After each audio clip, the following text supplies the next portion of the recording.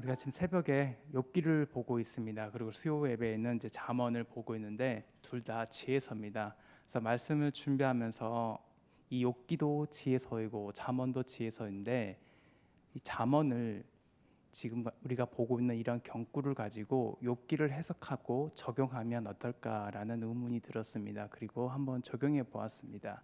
그래서 오늘 이제 봉독했던 그 말씀들의 그런 의미들을 욥기에서 나타난 욥의 친구들과 욥의 반응을 가지고 한번 적용해 보도록 하겠습니다. 여러분 혹시 자폐증이라고 알고 계십니까? 사실 자폐증 하면 마음이 무거워지는 단어 중에 하나일 것입니다. 스스로가 자기가 스스로 가두는 그러한 병이라고도 할 수 있습니다. 의사소통과 상호작용에 여러 가지 어려움과 장애가 있는 것을 바로 자폐성 장애라고 합니다. 그 특성을 보면 이제 발달 수준에 맞는 친구 관계를 개발하지 못합니다. 그리고 다른 사람들과 즐거움, 관심사 또는 업적을 공유하려는 자발적 행위가 부족합니다. 사회적 또는 감정적인 공감이 부족합니다. 이와 같이 다른 사람들의 감정과 또한 상황에 대해서 그것에 대해서 공감하고 대응하지 못하는 그런 증세가 심한 사람을 우리는 자폐증이라고 하는데, 제가 유심히 신앙생활하면서 저를 바라보고 또 성도님들을 바라보면서 우리가 때로는 영적으로 자폐증을 겪고 있지 않을까라는 생각을 했습니다. 그것이 무슨 말이냐면, 이 정도 신앙생활하고 이 정도 어떤 교회에서 중직자의 자리에 이르렀으면 어느 정도는 다른 사람과 공감하고 그 위치에 맞는 행동을 해야 함에도 불구하고 왜 저를 비롯해서 시간이 지남에도 불구하고 나는 왜 다른 사람의 그런 마음에 공감하지 못하고 상황에 적절하게 대응하지 못해서 상처를 주고 공감하지 못하고 있을까라는 생각을 하면서 불현듯 떠오른 단어가 무엇이냐면 바로 내가 혹시 영적인 자폐증을 겪고 있지 않을까라는 생각을 했습니다. 그래서 내가 스스로 주변 상황과 다른 사람들에 관해서 관심과 애정을 갖지 못하고 내가 그 사람을 이해하려는 정도가 심하게 떨어지고 있지 않는가라는 생각을 하게 됐습니다. 그러면서 이게 정말 심각하다. 왜 그러냐면 내가 스스로 문을 닫아버리는 거예요. 그러다 보니 하나님과의 관계가 막히고 이웃과의 관계가 막히고 공감하고 즐거워할 때 즐거워하지 못하고 슬퍼할 때 슬퍼하지 못하는 정말로 이와 같은 자폐증적 증세를 겪고 있는 것이 바로 내 모습이지 않는가. 그렇다면 이것을 극복해내야 되는데 다른 사람과 함께 즐거워하고 다른 사람과 즐거워하는 그러한 즐거움과 슬픔에 공감하며 함께 서로가 위로하고 격려하는 하나님이 기뻐하시는 그런 관계가 되어야 함에도 불구하고 나는 왜 그러한 능력을 개발해내지 못하고 시간이 지날수록 폐쇄적인 상황에 이르게 됐을까라고 곰곰이 한번 생각해 보았습니다. 그러다가 오늘 말씀에서 한 가지 힌트를 얻게 됐습니다. 잠언 14장 6절에 보면 우리 한번 읽어볼까요? 14장 6절 함께 읽습니다. 시작. 거만한 자는 지혜를 구하여도 얻지 못하거니와 명철한 자는 지식 얻기가 쉬우니라. 아멘. 그래서 거만한 자는 비웃다, 조롱하다, 거만하게 행동하다라는 뜻입니다. 이것은 이 거만한 자는 다른 사람을 조롱하고 비웃고 놀리고 무시하는 사람입니다. 그렇다면 그 사람이 왜 다른 사람을 이와 같이 조롱하고 비웃고 놀리고 무시하냐는 것입니다. 왜, 무엇을 근거로, 무슨 자신감으로 왜 다른 사람을 그가 이와 같이 조롱하고 우습게 여기냐는 것입니다. 가볍게 여기냐는 것입니다. 왜 사람이 사람을 이와 같이 자신과 비교해서 낮게 평가하냐는 것입니다. 때로 그 반대는 무엇이냐면 자신을 과대평가한다는 것입니다. 자신을 크게 평가하고 왜 다른 사람을 낮게 평가하고 우습게 여기고 가볍게 여기냐는 것입니다. 무엇을 기준으로 그 사람이 스스로를 무겁게 생각하냐는 것입니다. 그것은 바로 무엇이냐면 이 지금 교만한 사람의 삶의 기준은 무엇이냐면 자신에게 있기 때문입니다. 자기 중심성. 하나님이 나의 삶의 주인입니다, 주님이십니다, 왕이십니다 라고 끊임없이 고백하지만 결국 그 마음의 중심에는 자기가 왕인 거예요. 그리고 자기가 충만한 거예요. 성령이 충만해야 됨에도 불구하고 자기가 자신의 주인이 되고 왕이 되고 자신이 충만한 상태에 이르기 때문에 이 사람들의 특성은 바로 무엇이냐면 감정적입니다. 그리고 충동적입니다. 그리고 다른 사람의 감정을 헤아리지도 못합니다. 그리고 지혜롭지 못합니다. 그리고 그 사람의 행동은 거만합니다. 다른 사람을 우습게 여깁니다. 이와 같은 모습의 그 근본적인 핵심은 바로 무엇이냐면 마음의 중심에 하나님을 왕으로 섬기지 않는다는 것입니다. 교만한 자는 다른 말로 말하면 자기가 스스로 왕이 되고 자신이 자신의 삶의 모든 중심을 다 차지하고 있다는 것입니다. 자기가 너무 무겁기 때문에 다른 사람을 가볍게 여기고 자기 충만하기 때문에 성령이 충만할 빈틈이 없다는 것입니다. 그렇기 때문에 자연스럽게 하늘로 오는 그 신령한 지혜와 능력을 덧입을 수 없는 것은 당연한 결과라는 것입니다. 그렇기 때문에 그 사람의 말은 끊임없이 교만하고 다른 사람에게 상처를 주고 그 사람의 혹시라도 위로를 받고자 상담을 할 때 이 사람은 그 다른 사람에게 위로를 주지도 못하고 끊임없이 정죄하고 비판하고 이렇게 했어야 되는데 너는 왜 이렇게 했니라고 끊임없이 판단하는 그런 언어를 할 수밖에 없다는 것입니다. 그에 반해서 명철한 자는 어떠한 자입니까? 이 명철한 자는 여기서 명철한 자는 지식 얻기가 쉬우니라라고 말하고 있는데 여기서 쉽다라는 것은 가볍다, 신속하다, 빠르다라는 뜻입니다. 그리고 이것의 시제는 수동 완료형입니다. 지식을 얻는 게 내가 능동적으로 점진적으로 얻어가는 것이 아니라 하나님의 그런 능력에 의해 다른 사람의 힘의 작용에 의해 내가 그 능력을 명철을 얻을 수 있다는 것입니다. 여러분이 성경을 깨닫고 하나님의 명철을 깨달을 수 있는 것은 다 주님의 은혜입니다. 우리는 하나님의 은혜가 아니고서는 하나님께 나아갈 수 없는 자입니다. 하지만 하나님이 우리에게 능력 주시고 하나님의 그런 성령이 우리에게 임하실 때 우리는 드디어 하나님의 말씀을 깨닫고 볼 수 있다는 것입니다. 오늘 이 시간 주님께 간절히 감사할 것은 무엇이냐면 내가 내 눈을 들어서 성경을 볼 수 있고 그 성경이 내 마음 가운데 울림이 되고 깨달을 수 있는 것을 그것이 바로 성령의 충만함이고 그것이 바로 하나님의 은혜라는 것입니다. 여러분은 이미 성령의 은혜를 받은 자입니다. 성령의 충만한 은혜가 여러분의 삶 가운데 가득하기에 이 저녁에 함께 와서 하나님께 찬양하고 예배드리고 기도할 수 있는 마음을 주님께서 주셨고 이 우리 교회 가운데 많은 세월 동안 여러 가지 어려움과 풍파가 있었음에도 불구하고 이 한 자리를 굳게 지킬 수 있었던 것은 바로 성령님의 여러분들의 마음 가운데 은혜 주셔서 지금 이 자리를 지키고 있는 것입니다. 참으로 수고하고 애쓰셨습니다. 그동안 제가 일주일 정도 넘는 시간이 있었지만 기도할 때마다 지금 성도님들이 너무나 귀하고 자랑스럽습니다. 그동안 얼마나 힘들고 어려우셨습니까? 그럼에도 불구하고 이 자리를 지키고 있다는 것, 그리고 이 자리에서 조금씩 우리 교회가 나아갈 정말 긍정적인 것을 바라보고 조금씩 개선해가고 다른 새로운 성도들이 올 그러한 길을 마련해 주는 여러분들의 모습이 너무나 자랑스럽습니다. 그리고 우리 부교육자들이 올 때 정말 저는 다른 교회하고는 다른 정말로 환대하는 그러한 모습을 보았습니다. 다른 교회에서는 이렇게까지 환대하지 않았지만 우리 교구의 문자를 들을 때마다 너무나 많은 분들이 답장을 주셨고 환영해 주셔서 저도 너무 감사했습니다. 이런 교회가 과연 이 시대에 있을까 싶을 정도로 너무나 감사했습니다. 그것은 바로 주님이 여러분들의 마음 가운데 그와 같이 부드러운 마음 그리고 깨닫는 마음을 주셔서 하나님의 말씀을 잘 지키고 성경 중심이고 성령이 충만한 이와 같은 교회를 계속해서 유지하고 지켜가는 것을 제가 눈으로 보았습니다. 오늘 이 시간 여러분들에게 그 주신 성령님께 참으로 감사드리고 앞으로 걸어갈 그 길 가운데 주님의 은혜와 주님의 샬롬이 가득하기를 간절히 소망합니다. 맞습니다. 우리는 명철한 자이는데 이 명철한 자는 바로 하나님이 우리의 삶 가운데 일방적으로 부어주신 것입니다. 그리고 이 지혜는 완성돼가고 점진적으로 개발되는 것이 아니라 이미 다 이루어졌다는 것입니다.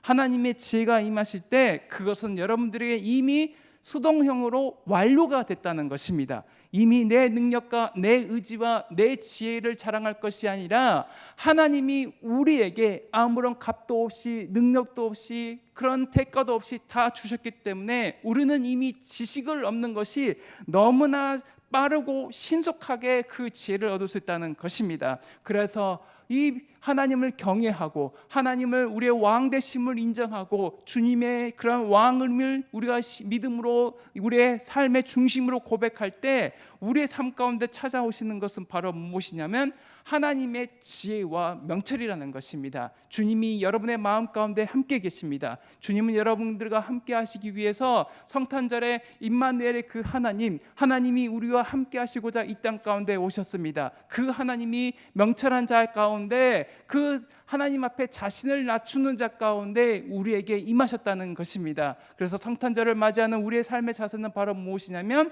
하나님 앞에 나를 낮추는 자이며 하나님이 우리를 위해 낮아지시고 겸손하게 오셨던 그 모습을 우리도 또한 하나님과 이웃에게 보여야 된다는 것입니다. 이해하다라는 여러분의 뜻을 알고 계십니까? 이해하다의 영어 단어가 무엇인지 알고 계십니까? 다 아실 것입니다. 이해하다는 understand입니다. 이와 같이 다른 사람을 이해하기 위해서 우리가 해야 할 행동은 바로 무엇이냐면 그 사람의 밑으로 내려가는 것입니다.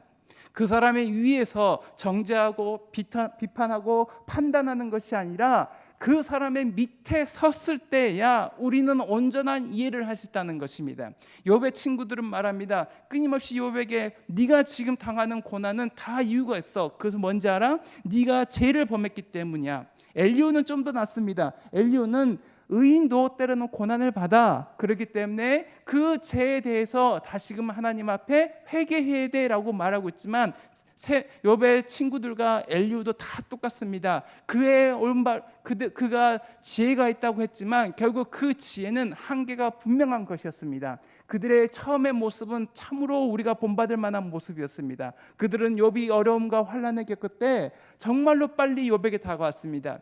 여러분의 친구 가운데 여러분들이 재산도 없고 때로는 가족이 없는 그 피부병에 걸려서 바닥에 주저앉아가지고 죄를 뒤집어쓰며 기와 조각을 가지고 내 몸을 긁고 있을 때 나와 함께 있는 친구가 과연 3명이 있을 수 있습니까? 여러분 그 3명의 친구가 있으십니까? 하지만 욥은 친구가 있었습니다. 이 친구들은 처음에 욥이 환난 당했을 때 아무 말도 하지 않고 욥의 곁에서 가만히 앉아 있었습니다. 똑같이 죄를 뒤집어쓰고 가만히 있었습니다. 하지만 이 친구들의 잘못된 점은 바로 무엇이냐면 자신들의 그런 생각과 자신들의 판단과 자신이 생각하는 지혜를 이미 가지고 욥의 지금 행동을 판단하고 해석하려고 했다는 것입니다. 그것이 바로 인간이 가진 한계라는 것입니다. 내가 이웃을 어려움을 알고 함께 하려고 하지만 내 머리로는 이미 이 사람에 대해서 평가하고 판단한다는 것입니다. 나는 지혜롭다고 생각하고 이것이 옳습니다. 이것이 진정한 하나님의 의로움입니다. 정입니다. 공입니다. 라고 우리의 이미 머릿속에는 계산을 하고 판단하고 있다는 것입니다. 하지만 욥은 그 말에 위로를 받거나 공감을 얻거나 다시금 일어설 힘을 얻지 못했습니다. 오히려 친구들과 끝없이 논쟁하게 됐습니다. 정말로 성경이 짧게 끝날 수 있는 성경임에도 불구하고 서로 변론하는 그 과정을 지루하게 기록하는 관계로 우리가 지금 보고 있는 성경이 이렇게 지금 길어진 것입니다. 다 같이 친구들이 함께 모여서 우리 함께 기도하자, 침묵하면서 하나님이 우리 가운데 행하신 일이 무엇인지 함께 바라볼까라고 기도했다면 지금 보고 있는 우리의 성경은 대폭 줄었을 것입니다. 하지만 끊임없이 내가 알고 있는 그 지식을 친구에게 말하려고 할 때 그 친구는 또 마음이 상했고 지금 그 친구는 무엇을 하려고 했냐면 그냥 위로받고 공감받으면 그 끝날 일을 가지고 끊임없이 나는 그렇지 않아, 나는 하나님 앞에 범죄하지 않았어라며 자기를 변론하는 그러한 상황에 있다 보니 계속해서 그 순환 논쟁에 빠지게 됐다는 것입니다. 그래서 우리의 삶 가운데 진정한 지식이 있는 자는 그 지식이 때로는 하나님 보시기에 완전하지 않고 불완전하다는 것을 우리는 알아야 됩니다. 오늘 새벽 예배 말씀인 욥기 36장 1절에서 4절에 엘리후가 말합니다. 나를 잠깐 용납하라. 내가 그대에게 보이리니 이는 내가 하나님을 위하여 아직도 할 말이 있음이라. 내가 먼 데서 지식을 얻고 나를 지으신 이에게 의를 돌려보내리라. 진실로 내 말은 거짓이 아니라 온전한 지식을 가진 이가 그대와 함께 있느니라. 아멘. 엘리후는 친구들에게 잠깐만 내게 시간을 달라라고 요청하고 하나님에 대해서 하나님을 위해서 욥에게 알려지고 싶은 지혜가 아직 남아있다라고 하면서 말하고 말하고 있습니다. 이 지식이 어디에서 왔냐면 먼 데서 왔다고 말합니다. 장소적으로는 그야말로 먼 곳입니다. 사람들이 접근할 수도 없는 그런 낯설고 신비한 곳에서 자신이 지금 지혜를 얻었다라고 말하고 있습니다. 하지만 그 지금 엘리후가 욥의 상황을 판단하면서 자신이 지혜롭다고 말하면서 이 욥에게 말하고 있는 그런 모습들을 볼 때 전혀 색다른 것이 아니라 친구들과 똑같습니다. 첫 번째, 돈에 눈이 멀어서는 안 된다. 두 번째, 악이나 어둠 같은 부정적인 것을 추구하면 안 된다라고 말하고 있습니다. 그렇습니다. 이 지금 엘리후는 여전히 친구들이 말했던 것을 반복하는 것에 불구합니다. 세 번째, 하나님을 원망하지 말고 그분을 찬양해야 된다. 네 번째, 하나님만 바라봐야 된다. 다른 사람들은 아주 멀리 있는 사람조차 혹은 아주 옛날 사람들로부터 다 그렇게 하나님만 바라보고 있다라고 하는데, 엘리후는 분명히 먼 데서부터 내가 하나님의 지혜를 깨닫고 얻었다라고 하지만 이 지혜는 이미 친구들이 말한 것과 똑같은 것이었습니다. 그래서 내가 지식을 얻었다고 하는 것조차도 때로는 그 지식에 대해서 거만한 자세를 가지고 있고, 내가 다른 사람을 가르치려고 하고 비판하고 정죄하는 수단으로 사용할 때 내가 가진 지식은 그렇게 특별한 것이 아니라 오히려 교만한 것이고 다른 사람의 마음을 헤아려 하는 그러한 것에 불과하다는 것입니다. 로마서 12장 16절을 말합니다. 서로 마음을 같이하며 높은 데 마음을 두지 말고 도리어 낮은 데 처하며 스스로 지혜 있는 채 하지 말라. 아멘. 인간이 받는 고통, 그리고 신자가 받는 고통은 하나님이 특별한 뜻을 이루기 위하심입니다. 하나님의 은혜로운 사역을 이루기 위하심입니다. 이러한 고통은 믿는 자를 처벌하고 징계하기 위한 것이 아니라 치유하시고 회복하기 위한 목적이 있으셨습니다. 하나님은 고난을 통해 우리가 하나님의 일을 이해하고 그분을 믿도록 하는 것이 아니라, 내가 다 이해할 수 없는 상황에 처한다 할지라도 하나님의 존재를 인정하고 하나님의 그러한 의로움을 우리는 인정해야 된다는 것을 하나님은 분명히 말씀하고 계십니다. 계속해서 말씀 보겠습니다. 잠언 14장 8절에 슬기로운 자의 지혜는 자기의 길을 아는 것이라도 미련한 자의 어리석음은 속이는 것이니라. 아멘. 여기서 자기의 길은 인생의 모든 여정을 말합니다. 과거와 현재와 미래를 말합니다. 미련한 자는요, 어떠한 자냐면 자기가 자기의 길을 다 알고 있다라고 계획하고 판단하고 준비한다는 것입니다.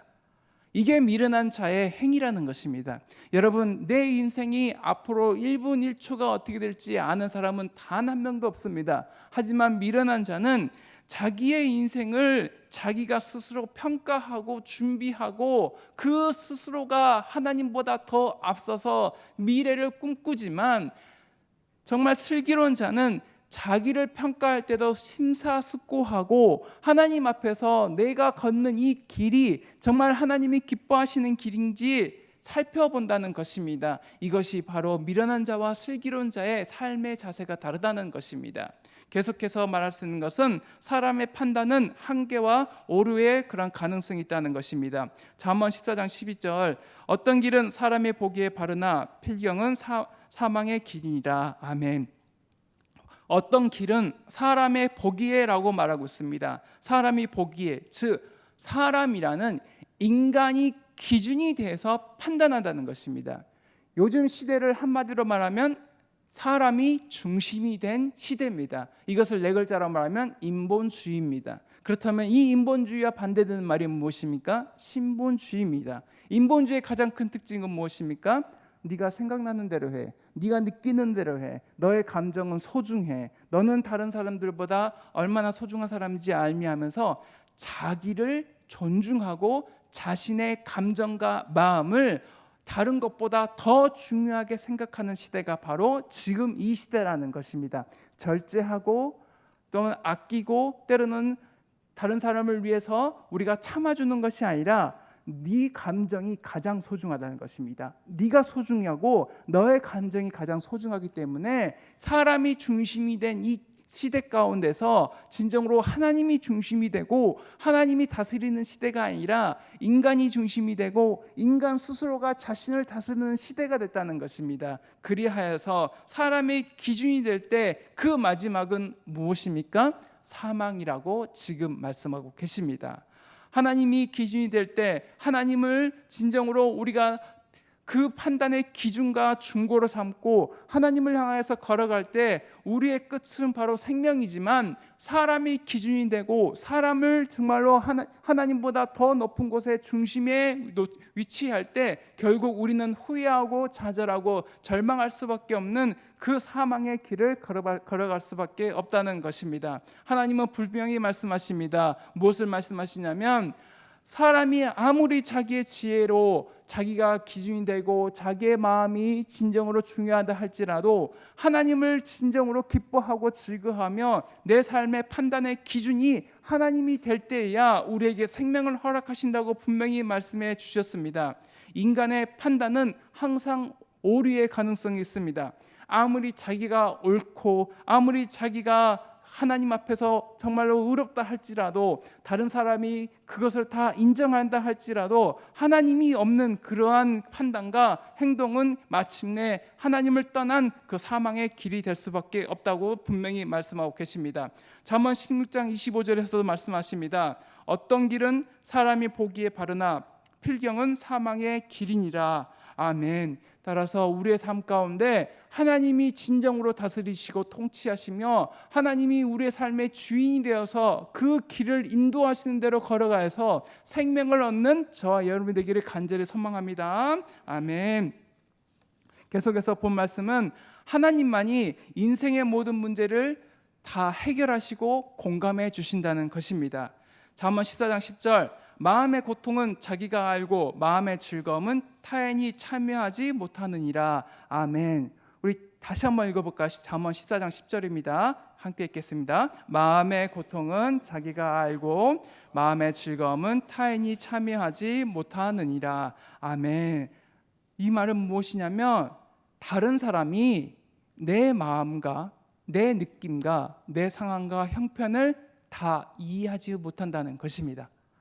여러분 교회 생활을 하시면서 우리 주변에 있는 성도들에게 너만 알고 있어 라고 자신의 어떠한 마음을 또 알리고 형편을 알았을 때 모든 사람에게 다 공개할 수 없는 그러한 일들을 우리가 얘기했을 때 그것이 결국 그 사람에서 그치던가요? 아닙니다.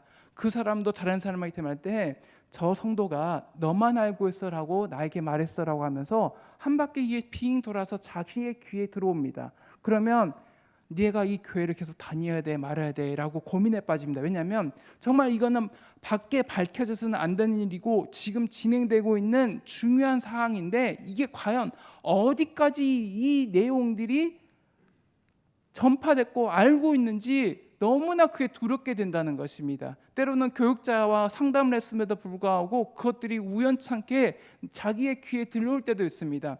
교육자도 사람인지라 주변 사람들에게 그냥 아무 의도 없이 말한다 할지라도 그것들이 흘러 들어서 결국에는 성도의 귀에 들어갈 수 있는 상황이 있습니다. 따라서 제가 교육자가 되고 하나님 앞에 정말로 가슴을 치고 정말 결단했던 것은 바로 무엇이냐면 아내에게 교회의 상황이나 교인이 했던 말을 해서는 안 된다는 것을 알게 됐습니다. 왜냐하면 아내가 아무 의도 없이 한 말인데 그것이 성도에게 해를 끼칠 수도 있다는 것을 제가 알게 됐다는 것입니다. 그리고 교육자는 성도와 상담할 때 그 내용을 다른 사람과 얘기하는 것이 아니라 하나님 앞에 온전히 침묵하는 중에 그 하나님 앞에 정말로 기도하는 마음으로 늘 마음속에 간직하고 기도를 해야 된다는 것입니다. 그 성도님들의 이름을 불러주고 상황과 형편이 다 개선될 수 있도록 온전히 하나님께 기도해야지 누군가 찾아가서 이 일을 해결해 달라고 말할 때 그것이 결국에는 다 다른 사람들도 알게 된다는 것입니다. 그리고 내가 누군가와 얘기할 때 그러한 마음들을 결국에는 내가 공감받지 못하고 함께 그 마음을 위로받지 못하게 되는 경우가 허다합니다. 욥의 친구들이 있습니다. 욥의 친구들 중에 특히 엘리바스가 있는데, 엘리바스가 죄 없이 망한 자가 없다, 하나님께 징계받는 자는 복이 있다라고 말할 때 욥은 말합니다. 나를 불쌍히 여겨라, 나는 살기를 원치 않는다라고 답변합니다. 그리고 두 번째 엘리바스가 말합니다. 하나님을 대적하여 교만한 자는 환난을 당한다. 욥은 말합니다. 너희는 나를 번뇌케 한다, 나는 소망이 없다. 세 번째 말합니다. 네 악이 크다, 내가 하나님께 돌아가면 다시 흥하리라. 욥이 말합니다. 나의 가는 길은 오직 하나님이 아신다라고 하면서 전혀 이 공감과 서로 주고받는 그런 말이 아닙니다. 엘리바스는 끊임없이 공격합니다. 욥은 끊임없이 자기를 변호합니다. 그리고 제발 나를 불쌍히 여겨라 라고 말합니다. 이게 지금 친구와 친구 간의 대화입니까? 친구와 친구가 대화하고 위로하고 있는데 그 충고를 받았던 친구가 욥이 말합니다. 나를 좀 불쌍히 여겨줄래? 이게 지금 대답이라는 것입니다. 이게 무슨 위로와 그 공감의 그런 대화라는 것입니다. 전혀 아닙니다. 이것은 다른 사람을 훈계하고 내 생각과 내 판단에 의해서 그 사람이 뭔가 잘못했으니 교정하고 빨리 그 길에서 나오라고 하는 그런 좋은 의도는 있다 할지라도, 그 상담을 받는 친구가 나를 불쌍히 여겨줄래? 라고 그 반응이 나온다는 것은 그 친구의 그런 마음의 중심에 이미 상대방을 존중하고 그 마음의 어려움을 이미 알지 못하는 그러한 상태라는 것을 우리는 알 수 있다는 것입니다. 그러하면 우리는 어떻게 해야 된다는 것입니까? 사람에게서는 우리가 정말로 우리의 마음을 위로받지 못하고 공감받지 못하는 그런 상황이 있을 때 우리는 어떻게 해야 되냐면 바로 하나님을 바라봐야 된다는 것입니다. 시편 44편 21절, 하나님이 이를 알아내지 아니하셨으리까 무릇 주는 마음의 비밀을 아시나이다. 잠언 15장 11절 12절, 수월과 아바돈도 여호와 앞에 드러나거든 하물며 사람의 마음이리요 거만한 자는 건책받기를 좋아하지 아니하며 지혜 있는 자에게로 가지도 아니하니라. 아멘. 성도는 사람을 의지해서는 안 됩니다. 그리고 자기가 해결하고자 하는 그런 형편이나 사정, 그리고 마음속의 여러 가지 소원을 하나님께서 다 이미 알고 해결해 줄 수 있는 방법과 능력이 있음을 하나님은 이미 우리에게 알려주셨습니다. 그래야 해서 우리가 진정으로 내가 슬프고 어렵고 힘들 때 먼저 찾아야 할 사람은 바로 누구냐면 하나님이십니다. 사람 다 찾아보고 상처받은 후에야 하나님을 찾는 것이 아니라 하나님을 먼저 찾고 그저 내 이웃에게 대해서는 내가 다 공감받지 못한다라는 기본적인 생각을 가지고 접근해야 됩니다. 그리고 나도 상대방의 마음을 다 공감할 수 없는 그런 기본적인 한계가 있다는 것을 알고 서로가 인간관계에서 여러 가지 그렇게 접근해야지 함께 우리가 기도하자라고 하는 것이 정답일 수밖에 없다는 것입니다. 그러할 때 욥은 그 아픈 마음들, 친구들과 대화했지만 전혀 말이 통하지도 않고 내가 정죄받는 느낌이 들 때 하나님께서는 마지막에 욥을 만나주시고 그 욥이 당하고 있는 고난에 대해서는 욥 고난의 원인을 알려주시는 것이 아니라 크고 놀라운 자연을 보여주시고 그 창조주 하나님의 놀라운 능력 가운데 사람이라는 그 미물이 얼마나 작은지를 보여주셨습니다.